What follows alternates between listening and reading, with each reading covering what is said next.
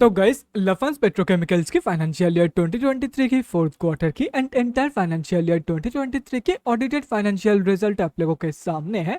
And यहाँ पे जितने भी सारे फिगर्स दिया हुआ है वो सब लैक्स में है।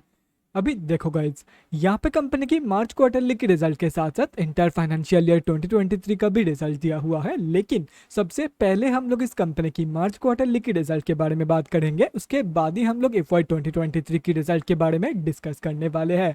तो गाइज सबसे पहले हम लोग इस कंपनी की रेवेन्यू से शुरू करते हैं। मार्च 2023 की क्वार्टर में इस कंपनी ने अप्रॉक्सीमेटली 2.74 करोड़ का रेवेन्यू जनरेट किया है। और अगर ये दिसंबर 2022 की क्वार्टर एंड मार्च 2022 की क्वार्टर से कंपेयर किया जाए तो दिसंबर 2022 की क्वार्टर में इस कंपनी ने अप्रॉक्सीमेटली 3.85 करोड़ का रेवेन्यू जनरेट किया था एंड मार्च 2022 की क्वार्टर में अप्रॉक्सीमेटली 4.59 करोड़ का रेवेन्यू। तो मार्च 2023 की क्वार्टर में लफांस पेट्रोकेमिकल्स ने अनफॉर्चुनेटली बोथ केसेस में, मतलब both quarter on quarter basis पे and year on year basis पे, दोनों के दोनों ही केसेस में एक नेगेटिव रेवेन्यू ग्रोथ दिखाई है। एंड उसके साथ साथ अगर एक इंटरेस्टिंग चीज आप लोग यहाँ पे नोटिस कर पा रहे होंगे इस कंपनी की रेवेन्यू से रिलेटेड, तो वो यही है कि टाइम के साथ साथ कंपनी की जो रेवेन्यू है वो धीरे धीरे रिड्यूस हो रही है, जैसे कि यहाँ पे आप देख सकते हो। तो अभी अगर इस कंपनी की एक्सपेंसेस के बारे में बात करें तो मार्च 2023 की क्वार्टर में इस कंपनी ने अप्रॉक्सीमेटली 1.24 करोड़ का खर्चा किया है। दिसंबर 2022 के क्वार्टर में इस कंपनी ने अप्रॉक्सीमेटली 3.05 करोड़ का खर्चा किया था एंड मार्च 2022 के क्वार्टर में अप्रॉक्सीमेटली 7.74 करोड़ का खर्चा इस कंपनी ने किया था।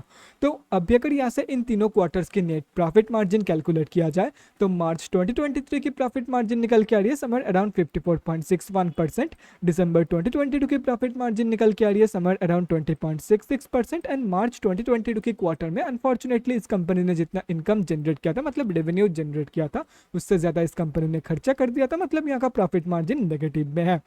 तो मार्च 2023 की जो प्रॉफिट मार्जिन ग्रोथ है वो इस कंपनी की रेवेन्यू ग्रोथ से टोटली उल्टा है। रेवेन्यू ग्रोथ दोनों ही केसेस में नेगेटिव में था एंड यहाँ पे प्रॉफिट मार्जिन ग्रोथ जो है वो दोनों ही केसेस में पॉजिटिव में निकल के आ रही है एंड टाइम के साथ साथ कंपनी की जो प्रॉफिट मार्जिन है वो धीरे धीरे इंक्रीज हो रही है, जो कि बहुत ही बढ़िया है।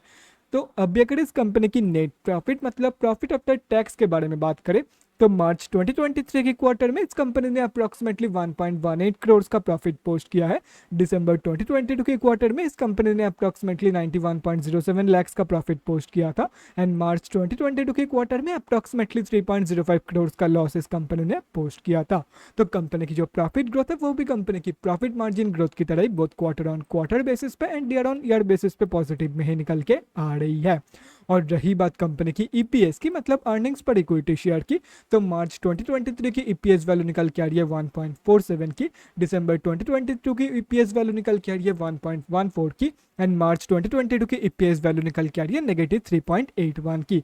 तो कंपनी की जो ईपीएस की ग्रोथ है वो भी कंपनी की profit and profit margin growth की तरह ही पॉजिटिव में निकल के आ रही है, चाहे वो क्वार्टर ऑन क्वार्टर बेसिस की कंपेरिजन में देखा जाए या तो फिर ईयर ऑन ईयर बेसिस की। अभी अगर ओवरऑल देखा जाए तो मार्च 2023 के क्वार्टर में लफांस पेट्रोकेमिकल्स ने सिर्फ और सिर्फ रेवेन्यू में ही नेगेटिव ग्रोथ दिखाई है। रेवेन्यू को छोड़ करके बाकी कंपनी की profit margin, profit and EPS growth negative में है। सिर्फ और सिर्फ रेवेन्यू को छोड़ करके कंपनी की profit margin, profit and EPS growth positive में है, सिर्फ और सिर्फ रेवेन्यू ग्रोथ ही नेगेटिव में है। तो at the end of the day March 2023 की क्वार्टर में इस कंपनी ने, मतलब लफांस पेट्रोकेमिकल्स ने ठीक ठाक ही परफॉर्म की है। लेकिन यहाँ पे एक चीज कंसर्निंग है एंड वो यही है कि टाइम के साथ साथ कंपनी की जो रेवेन्यू है वो धीरे धीरे रिड्यूस हो रही है एंड अगर ऐसे ही चलती रही तो डेफिनेटली एक पॉइंट ऑफ टाइम में आकर के कंपनी की जो प्रॉफिट ग्रोथ है वो बंद हो जाएगी, कंपनी की प्रॉफिट ग्रोथ नेगेटिव में हो जाएगी या तो फिर कंपनी की प्रॉफिट ग्रो ही नहीं करेगी। क्योंकि अगर कंपनी की रेवेन्यू ही ग्रो नहीं करती है तो डेफिनेटली कंपनी की जो प्रॉफिट है वो भी ग्रो नहीं करेगी एक पॉइंट ऑफ टाइम में आकर के, क्योंकि ऑब्वियसली 100% अगर देखो, अगर रेवेन्यू ग्रो नहीं करती है तो अगर 100% भी प्रॉफिट मार्जिन निकल के आ जाता है, मतलब जितना रेवेन्यू हो रहा है अगर उतना भी प्रॉफिट आ जाता है तो भी एक पॉइंट ऑफ टाइम के बाद कंपनी की जो प्रॉफिट है वो धीरे धीरे डिटोरिएट करना चालू हो जाएगा। सिंपली ये थोड़ा सा कंसर्निंग है, लेकिन ये हो गया फ्यूचर पर्सपेक्टिव से। लेकिन अगर करंट, मतलब मार्च, सिर्फ और सिर्फ मार्च 2023 की रिजल्ट के बारे में बात करें तो मार्च 2023 के क्वार्टर में कंपनी ने ठीक ठाक ही परफॉर्म किया। बाकी अगर फ्यूचर पर्सपेक्टिव से देखा जाए तो ये थोड़ा सा कंसर्निंग है फॉर दिस कंपनी। तो अभी अगर इस कंपनी की फाइनेंशियल ईयर 2023 की रिजल्ट के बारे में बात करें तो FY 2023 में इस कंपनी ने अप्रॉक्सीमेटली 20.74 करोड़ का रेवेन्यू जनरेट किया है। और अगर ये FY 2022 से कंपेयर किया जाए तो FY 2022 में इस कंपनी ने अप्रॉक्सीमेटली 26.31 करोड़ का रेवेन्यू जनरेट किया था। तो कंपनी की जो रेवेन्यू ग्रोथ है वो अगेन यहाँ पे भी नेगेटिव में ही निकल के आ रही है। तो अभी अगर एक्सपेंसेस के बारे में बात करें तो फाइनेंशियल ईयर 2023 में इस कंपनी ने अप्रॉक्सीमेटली 19.4 करोड़ का खर्चा किया है। FY 2022 में इस कंपनी ने अप्रॉक्सीमेटली 28.39 करोड़ का खर्चा किया था। तो FY 2023 की प्रॉफिट मार्जिन यहाँ पे निकल के आ रही है somewhere around 6.47%। And unfortunately FY 2022 में इस कंपनी ने जितना रेवेन्यू जनरेट किया था उससे ज़्यादा इस कंपनी ने खर्चा कर दिया था, मतलब यहाँ का जो प्रॉफिट मार्जिन है वो नेगेटिव में निकल के आ रही है। तो कंपनी की क्वार्टरली रिजल्ट्स की तरह कंपनी की ईयरली रिजल्ट्स में भी कंपनी की प्रॉफिट मार्जिन ग्रोथ पॉजिटिव में ही निकल के आ रही है। तो अभी अगर इस कंपनी की नेट प्रॉफिट मतलब प्रॉफिट आफ्टर टैक्स के बारे में बात करें तो फाइनेंशियल ईयर 2023 में इस कंपनी ने अप्रॉक्सीमेटली 77.31 लाख का प्रॉफिट पोस्ट किया है। एंड FY 2022 में इस कंपनी ने अप्रॉक्सीमेटली 1.75 करोड़ का लॉस पोस्ट किया था। तो कंपनी की जो प्रॉफिट ग्रोथ है वो यहाँ पे पॉजिटिव में निकल के आ रही है। और रही बात कंपनी की EPS की तो फाइनेंशियल ईयर 2023 की EPS वैल्यू निकल के आ रही है 0.96 की। एंड FY 2022 की EPS वैल्यू निकल के आ रही है 2.19 की नेगेटिव में। तो कंपनी की जो EPS की ग्रोथ है वो भी कंपनी की profit margin and profit growth की तरह पॉजिटिव में निकल के आ रही है कंपेयर टू FY 2022। तो देखो FY 2023 का जो रिजल्ट है वो भी कंपनी की मार्च क्वार्टरली की रिजल्ट की तरह ही है, सिर्फ और सिर्फ रेवेन्यू ग्रोथ सिर्फ और सिर्फ रेवेन्यू ग्रोथ नेगेटिव में, रेवेन्यू ग्रोथ को छोड़ करके बाकी हर एक ग्रोथ पॉजिटिव में, प्रॉफिट मार्जिन ग्रोथ पॉजिटिव में, profit growth and EPS growth भी पॉजिटिव में। लेकिन अगेन अगर रेवेन्यू ही ग्रो नहीं करेगी तो अगर देखो चलो मान लेते हैं कि रेवेन्यू ग्रोथ नेगेटिव में, टोटली रेवेन्यू ग्रोथ नेगेटिव में है, मान क्या लेते हैं यहाँ पे रेवेन्यू ग्रोथ नेगेटिव में ही है।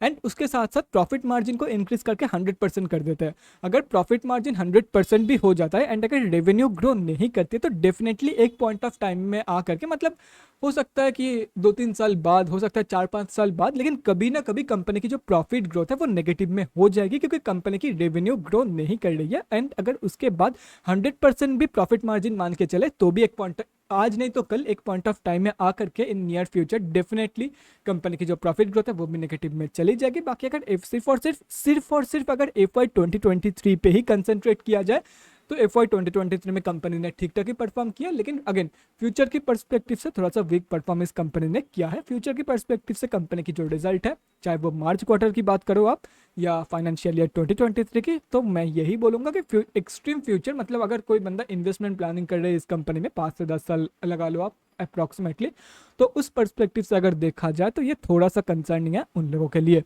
बाकी अगर शॉर्ट टर्म में पैसा लगाना चाहते हो तो ठीक है, प्रॉफिट ग्रोथ भी हो रहा है, मतलब प्रॉफिट भी ग्रो कर रहा है, प्रॉफिट मार्जिन भी ग्रो कर रहा है, जो कि बहुत ही बढ़िया है। अगर रेवेन्यू ग्रो नहीं करता है तो डेफिनेटली लॉन्ग टर्म में ये थोड़ा सा कंसर्निंग है फॉर दिस कंपनी। तो guys that's it for this video, अगले वीडियो में मिलते हैं guys. Thanks for watching and stay safe.